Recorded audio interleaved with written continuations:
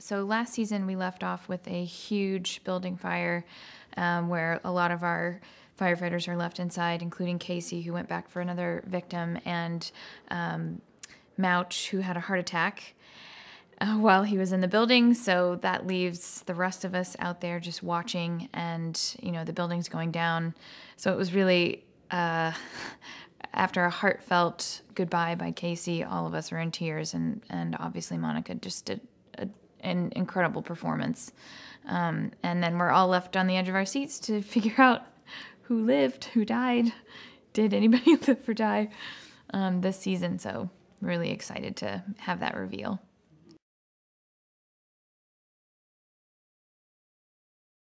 I think a great thing about the end of last season is that it really illustrates once again how House 51 is thrown into situations where we are constantly being pulled apart and having to come back together after tragedy or after a victory, and you're seeing that family tied together again closer and closer. And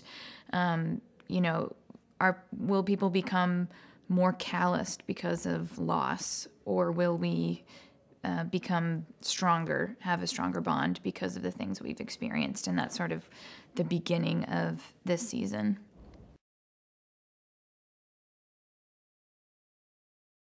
Obviously, last season, Brett had a relationship with Antonio Dawson, which who knows if they'll bring Brettonio back. I always hold a candle for that relationship.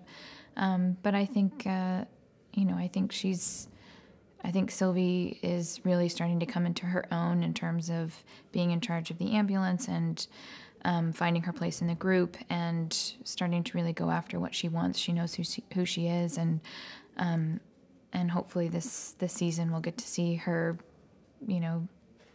blossom even more, maybe be visited by some old friends. When I read the script for the first episode, I was like, and everyone else will be doing that when they watch it as well. You will have answers. I don't know if people will be happy about it or not.